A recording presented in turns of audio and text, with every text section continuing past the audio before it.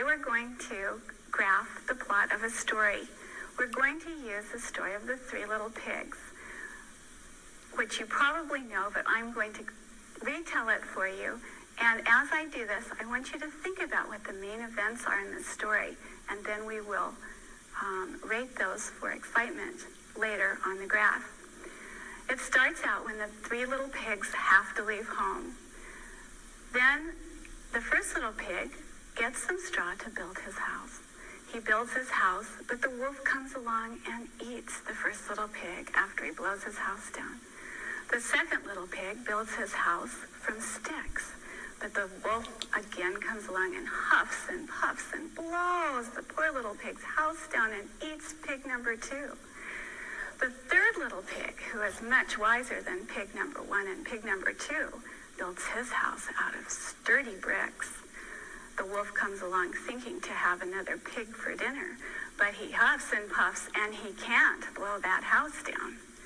So he decides to trick that little pig by offering him a trip to the turnip field, knowing that the pigs love to eat turnips.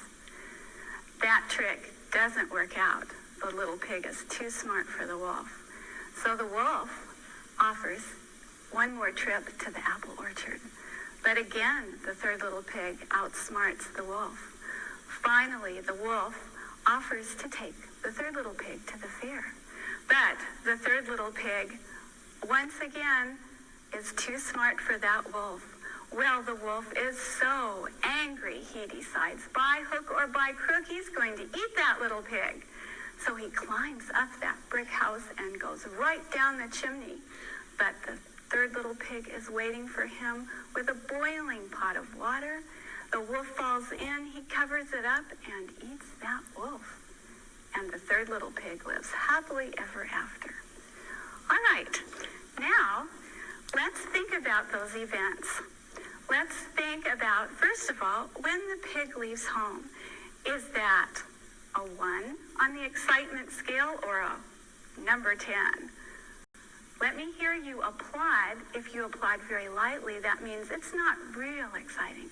But if you applaud louder and louder, then I'll know you think that's a real exciting event. So, all three little pigs leave home. That's not really exciting. It's important because they have to leave to start the story, but that's not real important. The next event is the first little pig builds his house. All right, that's a little bit more exciting, but not real exciting. Then the wolf comes along and huffs and puffs and blows the pig's house down and eats him. That's pretty exciting. The second little pig builds his house of sticks. That's kind of exciting, about the same as the first little pig. The wolf comes along and blows the second pig's house down and eats him. Then he tries to blow down the house of the third little pig. That's a little more exciting, isn't it? Now he offers to take the pig to the turnip field, but the pig outsmarts him.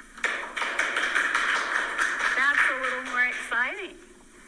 Then they go to the apple orchard where the pig almost gets caught, but still outsmarts the wolf.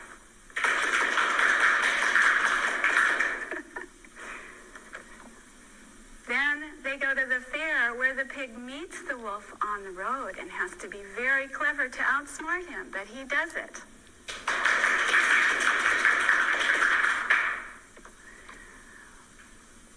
Finally, the wolf jumps down the chimney and we think he's going to get that pig for sure, but he falls in the pot of boiling water.